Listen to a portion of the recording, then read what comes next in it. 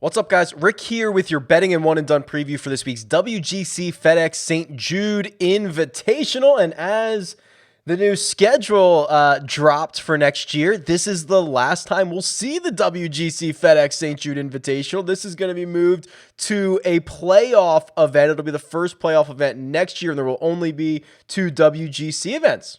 Weird. Interesting. So I guess get your cracks in here. Try to win this thing before it goes away. Here's what we're going to do. We're going to go through some outrights. We'll look at the tournament predictor tool where I've simulated the results of this event 1,000 times. We'll look through some head-to-head matchups, and we'll talk about one and done, because one and done is coming down the stretch. Probably only a few tournaments left, depending on the league that you are in. A couple of other notes. There are live chats this week coming out the wazoo. There is your Wednesday, 3 p.m. Eastern time live chat, all things WGC FedEx. Questions, answers, ownership, whatever you want to do, that time is yours. 8:15 p.m. Eastern time is the Jock Market Power Hour, also Wednesday evening. The return of the cash market this week after a week off. We will take you through all the final important moments of the IPO phase. That's where you can buy and sell shares of golfers during the event. And then we are going to do, it is not technically going to be a cut sweat because there is no cut this week, but we are going to do essentially a watch party. That'll be 5 p.m. Friday, 5 p.m. Eastern Friday, same place, RickRunGood YouTube channel, where we can look at the metrics. We can look ahead to the weekends. We can see how your lineups are doing. It's just a fun hang. There's no cut, but I want to do something. So join me for that. Otherwise, let's jump into this week's betting and one and done preview. All right, if you've never seen it before, this is the tournament predictor tool. It is on RickRunGood.com. It is me simulating the event 1,000 times and passing along the results to you, and then we compare the results to the odds at each of the books, and we see if there's any value. And I got to admit, there's a lot of value this week. We don't normally see this, but what I got was a pretty big win rate from Brooks Koepka. That's right. He won 12.3% of my simulations. It is a large number, and it is a large gap between him and the guys in the 8s and 7s, because that's the next closest result. The reason for that, not that I have to defend Brooks Koepka in any way, winning a bunch of simulations, but if you just look at what he has done recently, 6th place finish at the Open Championships, 5th at Travelers, 4th at the U.S. Open, runner-up finish at the PGA Championship. Even throw in, the sim kind of loves to compare to the other work day, or the other WGCs, or the other strong field events and things like that, which is why Brooks gets such a huge boost. He finished T2 at the WGC workday as well. I mean, it's just stellar stuff. The advanced metrics are sustainable. This is about as good of a result as you could get probably in this field. And Brooks Koepka 12.3%. When you start comparing that across the board, it even makes betting him at BetMGM, where he's only 10-1, a value. Even better value if you can get him at DraftKings, where he's 12-1, or William Hill, which I think is now Caesars Sportsbook, also at 12-1. So he is a straight value across the board. Not always something that we see from the guy who wins the simulation the most often.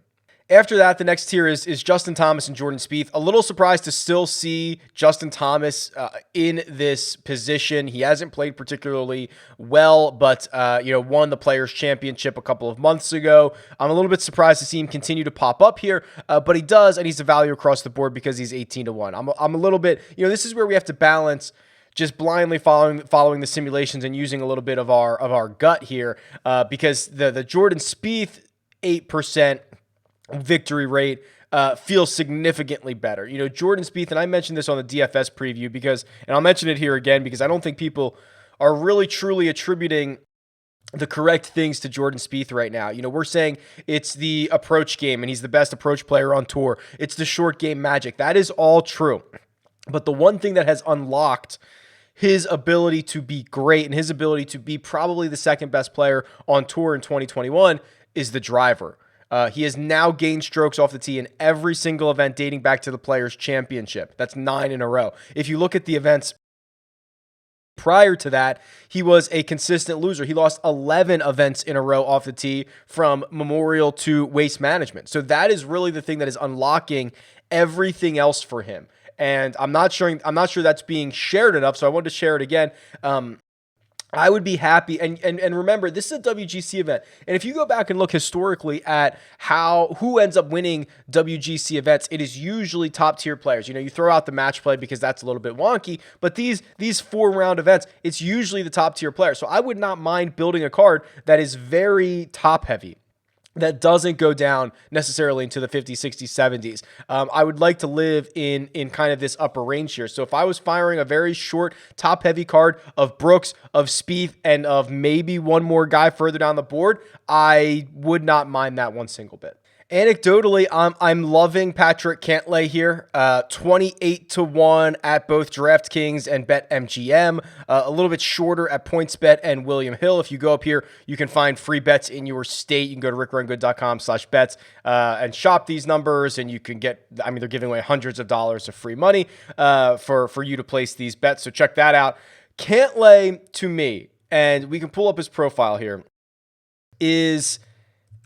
there's a lot to like. I showed this during the DFS preview where I pulled up how he plays on events or courses with small greens, which is 5,000 square feet on average or smaller, and he's darn near dominant in those situations. It's actually quite impressive. The other thing is, look at his recent results here. Missed the cut at the Open Championship. You can give a lot of guys a pass for that. The stretch of golf where before that, where he went 13th, 15th, win 23rd, is vintage Cantlay. He gets on a course where, there's small greens. He can lean into his strengths. He's a winner, and you can get him at 28-1 is awesome. So my card might consist of Brooks, Spieth, Cantlay, and let's just enjoy the week.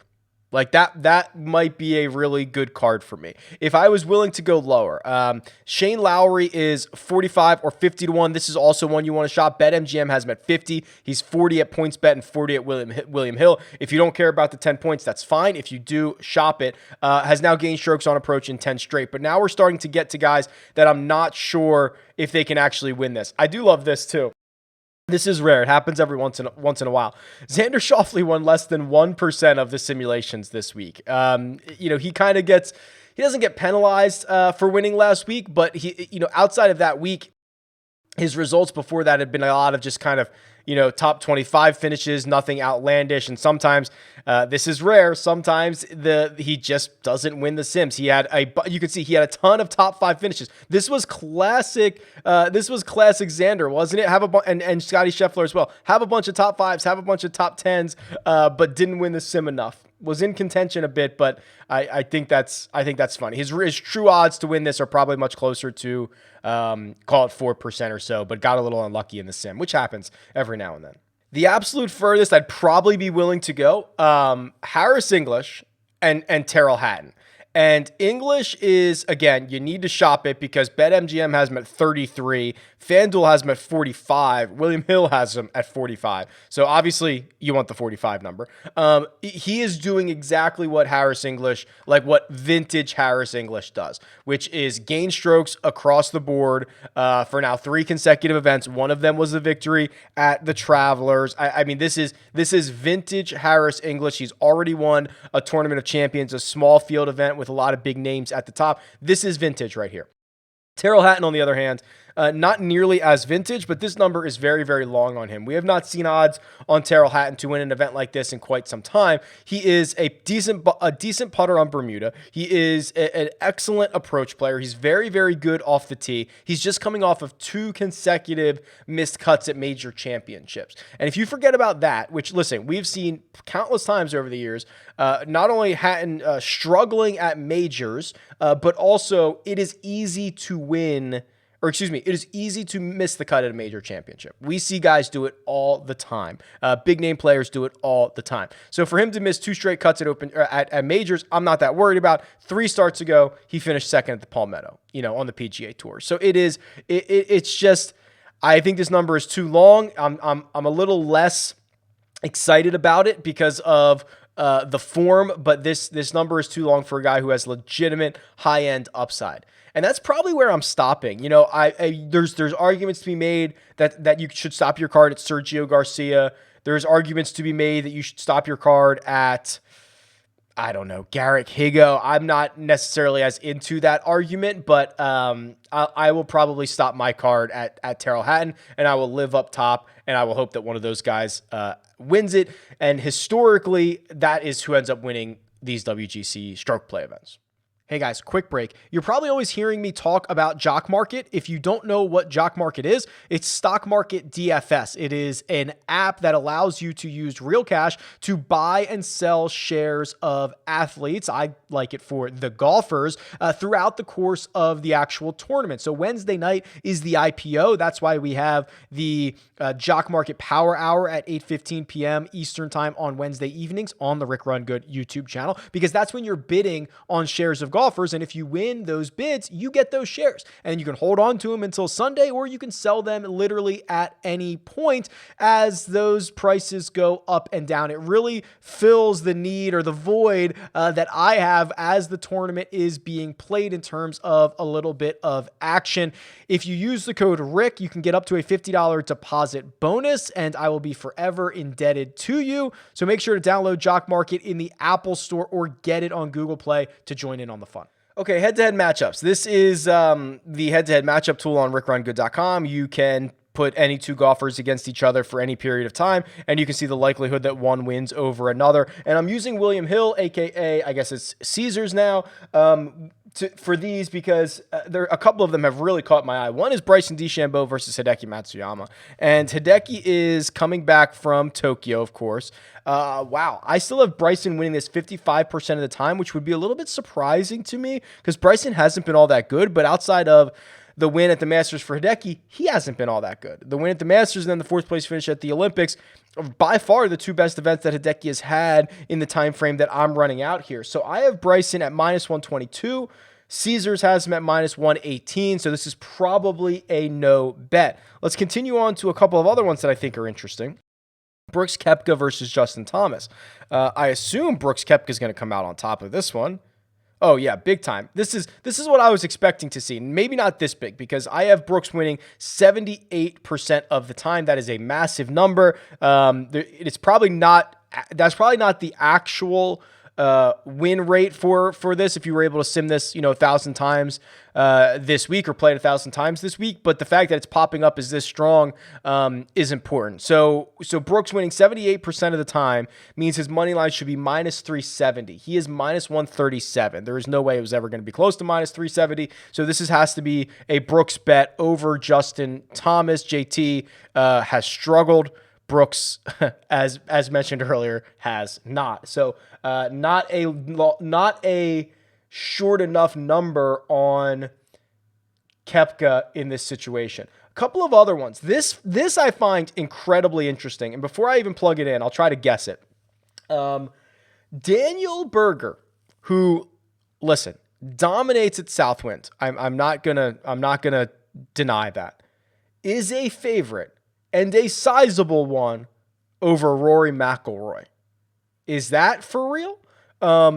I get it. I think that maybe my first reaction to that is saying that Daniel Berger is getting too much of a boost of being a two-time winner at this course. Also, he finished second here last year in the WGC version. I love Daniel Berger, but I'm not sure he should be -137 over Rory McIlroy. Now, I know this is really off the beaten path for me because I'm usually a straight data guy.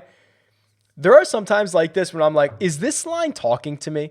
Like the fact that you think that, or that I think that Rory should be the favorite here and Berger is a pretty significant favorite. Is this line talking to me? Should Daniel Berger actually be like -200? What does Caesars know here? Or you know what I mean? Like, what is their calculation? I don't know. But here's what I'm going to plug in. Or here's what I would guess. I'm going to guess Rory's going to be a favorite in this matchup when I plug this into the simulator. Since the start of 2021, Berger's been good, and Rory's been, I think, anecdotally not as good, but I'm not sure that's real. All right, Rory versus Berger. Here we go. Wow. I'll tell you what.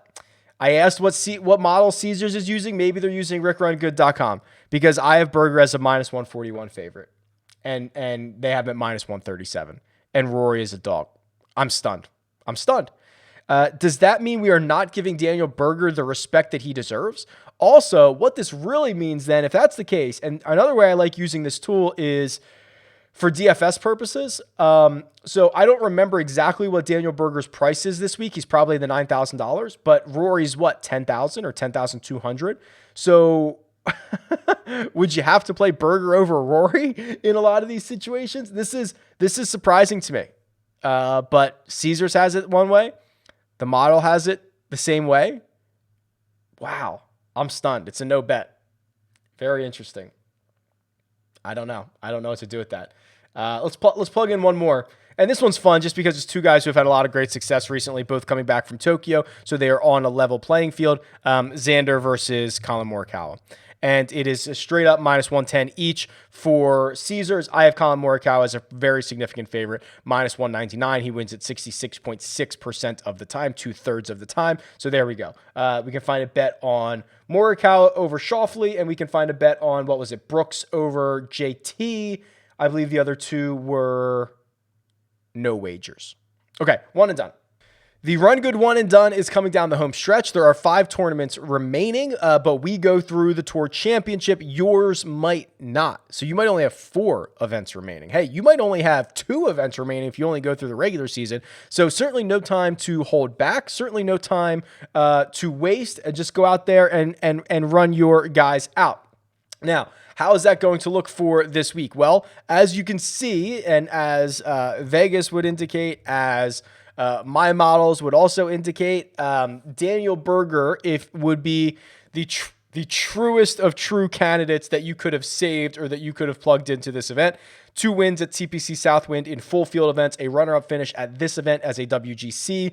Last year, he is certainly one of, if not the best options, not only for one and done this week, but if you do what I do, which is kind of start earmarking guys before the year starts, you would have put Daniel Berger here at TPC Southwind, just like you would have probably put Webb Simpson for Wyndham next week, just like you would have put, maybe you could have put Hideki at Phoenix, or maybe you could have put Rory for Eastlake at the Tour Championship, or, things like that, right? I mean, it's just the very handful of guys that have elite course history, elite event history. Daniel Berger, certainly that guy.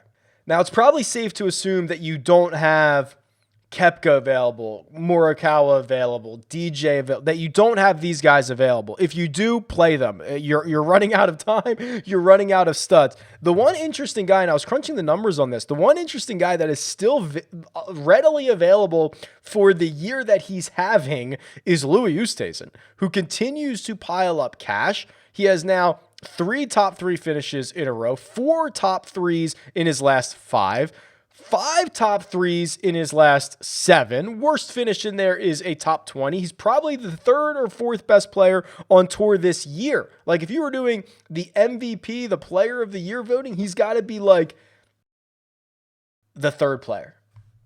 Maybe Rahm, maybe Spieth, and then Louis. He's been that good. Doesn't have a win to show for it, but he's been that good. And he is the one guy that you probably have available, or you could have available. He is just the underused guy in this range. Now, the other one that you might have, and this is a bit of a flyer, is Webb. Now, you might not have Webb because you might have rolled him out already, or maybe you're saving him for Wyndham. But a lot of his other good spots are like RSM, which is a swing season event, which is not usually in these one and done leagues. So Webb on Bermuda is great. Webb getting healthier makes a lot more sense. Webb on a course with small greens that has,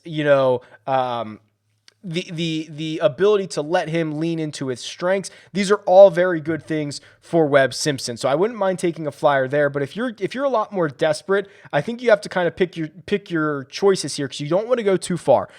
Harris English, Terrell Hatton, all great. Mentioned those guys already. The other one would be Shane Lowry. I didn't pull up his player card earlier. There's a chance you have Shane Lowry left, right? There's not a lot of incentive to play Shane Lowry at a lot of different places, but played well enough in Tokyo last week, finished 12th at the Open Championship. But I'm more excited about this stretch of golf. 10 consecutive events he's gained strokes on approach. That to me is incredibly valuable. And if you have not used Shane Lowry yet, I do not think this is a bad time to run him out.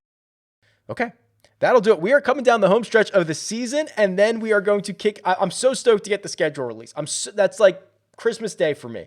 I can plan everything. I can see my wife is happy because we can plan a vacation finally. Like it is all good. I'm so excited. We're not gonna have much time off. We're coming down the stretch, then we're gonna kick it off right again. It's gonna be awesome.